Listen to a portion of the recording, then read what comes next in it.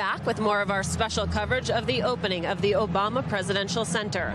MS Now's senior contributing editor Michelle Norris sat down with both the former president and former first lady ahead of this opening to discuss what they hope America will get out of the space. Here's a part of her conversation with Michelle Obama. Not just me and Barack, the stories of our upbringing, but I think that's what resonates and what will resonate for people of all backgrounds is they will see themselves in these floors. America will see itself. And I'm saying all of America, regardless of political party, regardless of whether you voted for us or like us or have nasty things to say about us or not, or love us, you will walk through these halls and you will feel seen here. Joining us now, the incomparable Michelle Norris, MS Now senior contributing editor and member of the Storytelling Committee for the Obama Presidential Center. My friend, what an honor. Friend. Thanks for making the time. Thanks for coming here to allow America to see this. You know, the clouds rolled out and the sun rolled in. What a day. Tell me about sitting down with the Obamas. You sat down with them the eve before the opening. Yes, I sat down with her just yesterday and with him last week. And both of them are in a really interesting, introspective headspace, because this is asking them to go back and look at their 8 years. The First Lady said something interesting that she looked when she went through the museum exhibit. She saw the exuberation on election night and she said, that's how people reacted? Because she didn't see it.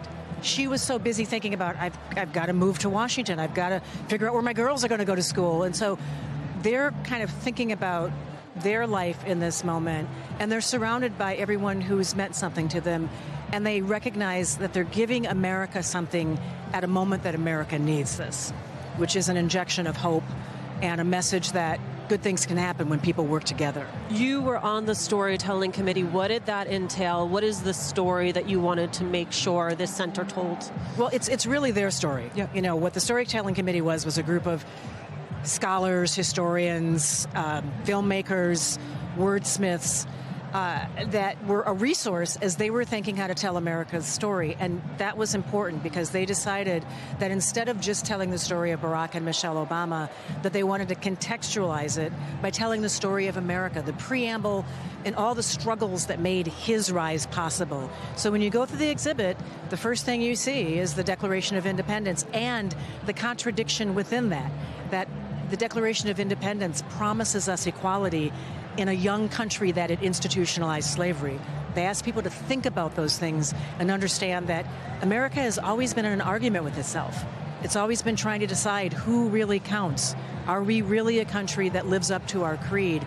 And so they wanted help in figuring out how to tell their story because they were telling a much bigger story than just their own. No one better to do it than you, Michelle Norris. Years go into planning something like this. What was it like to actually, for the first time, get the opportunity to walk through this structure? Well, it was interesting because while we were working on the special that I hope everyone watches tomorrow night, we got to watch the building evolve. And so we were here when they were just putting up the exhibits. We were here when they were tinkering with the exhibits. We were here when they were doing the soft opening and the building came alive. And what was most interesting is to see how people are reacting to this, how emotional it is for so many people. They have to put tissue boxes, which wasn't planned. It's not part of the design, but they realize that people come here and they get all up in their emotions. So it was really interesting to see that, and then I would plant myself sometimes when we were coming here to film in the patio outside just to eavesdrop on people, to figure out what are they saying when they leave here, what kind of conversations are they having. And one of the big messages in the exhibit is this idea that they want people to do something. There are signs around the building that literally say, do something, imagine your impact. And people are actually taking that to heart. When they leave here, they're saying, okay, I need to figure out if I can join a community group, if I should plan a letter writing campaign. That actually is having an effect. So they're looking at history, their own history and America's history, not as a conclusion, but as a catalyst to figure out how to motivate people and how to give people a shot in the arm. And a lot of people say this campus feels like balm because we're living in such a fractious, divided moment. And it took years for this to open. It's opening up a little later than expected for all kinds of reasons, construction delays, COVID. But the old folks like to say, when it's right on time. And a lot of people who are feeling a little dispirited right now, wondering about the state of our democracy, feel like this building is opening right on time. And the decision to place the center in the south side of Chicago?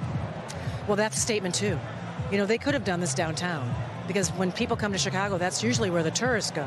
But they're saying, we want to honor the South Side. It's where they dated first. It's where Michelle grew up. It's where they raised their girls. They both had connections to the University of Chicago. But it's telling this community that you matter. We're making an investment in you. We're going to bring other people to your community to see the South Side. Yes, there are rough edges in the South Side of Chicago, but there's also a thriving middle class, a thriving working class, a lot of history, and now an investment that will change the futures and fortunes of this community. Michelle Norris, as always, thank you so much for being with us. All right, you can see more of Michelle's exclusive interview with the Obamas when her special Hope Comes Home airs tomorrow night, 9 p.m. Eastern, right here on MS Now.